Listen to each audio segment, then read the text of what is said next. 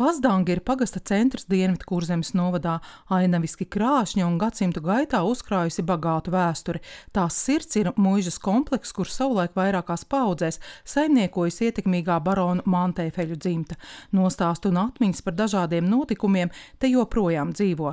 Izmantojot iespēju piesaistīt finansējumu pētniecībai, Latvijas Kultūras akadēmijas mākslas vēstures docente Zana Grigoroviča atgriezusies pie savām saknēm. Kazdangā 2 gadu laikā īstenoti 2 projekti. Pirmajā ekspedīcijā mēs devāmies ar mērķi pētīt dzīvo kultūras mantojumu, tradīcijas, folkloru, vietējo folkloru.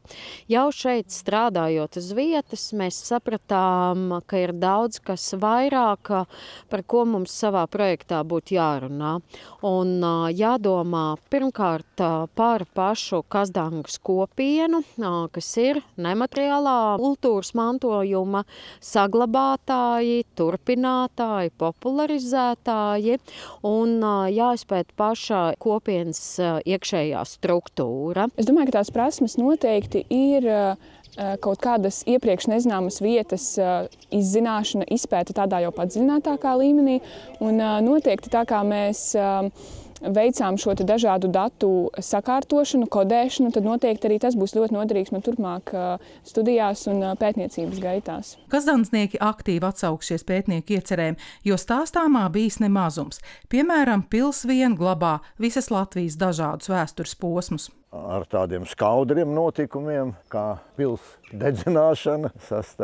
gadā. Kaut gan vēsture saka, ka tie kazdansnieki paši tur tā nosacīti ir piedalījušies, tikai ka tie ir bijuši no kaimiņu laidiem, jo pāri tur tai gravai atradās spirta brūzes. Pulks arī tur tikuši iekšā no kaimiņu pagastiem, bija salietojušies. Šobrīd no ekspedīcijā apkopotās informācijas, kā arī jau publicētās literatūras izpētes ar digitālās kartēšanas metodu izveidots rīks, ar kuru iespējams ne tikai iepazīt konkrēto vietu, bet arī analizēt apkopotos datus. Šajā rīkā ir apkopots Kazdangas notikumi, dažādi apraksti, kas ir, tā teikt, kodēti ar dažādiem atslēgu vārdiem, kas sasaistās, piemēram, ar konkrētiem cilvēkiem vai konkrētām Kazdangas vietām. Pēc tam mēs otrā projekta ekspedīcijās papildinājām kopā ar attēliem un koordinātām un attiecīgi to visu informāciju fiksējām tādā veidā, lai pēc tam digitāli to varētu attēlot skatāmā veidā. Teiksim, kā tādu karti,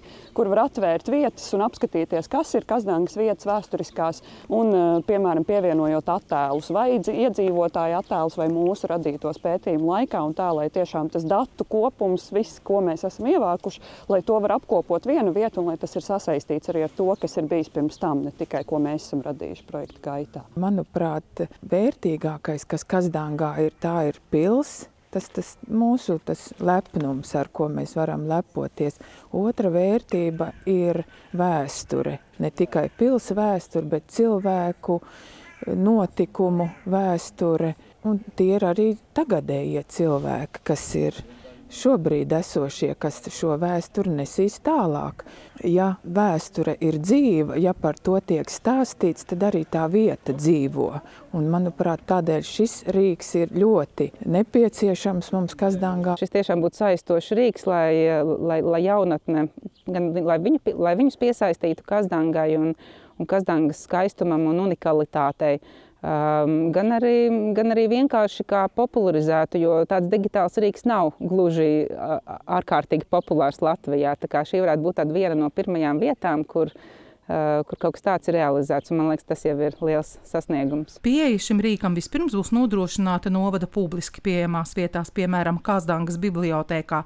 Tas palīdzēs ne tikai kultūra vēsturiskā mantojuma pētniekiem, bet arī var būt noderīgs teritorijas plānotājiem un citiem dažādu nozaru speciālistiem. Ieva Benefelda, Lants Peršvics, Skrundas televīzija.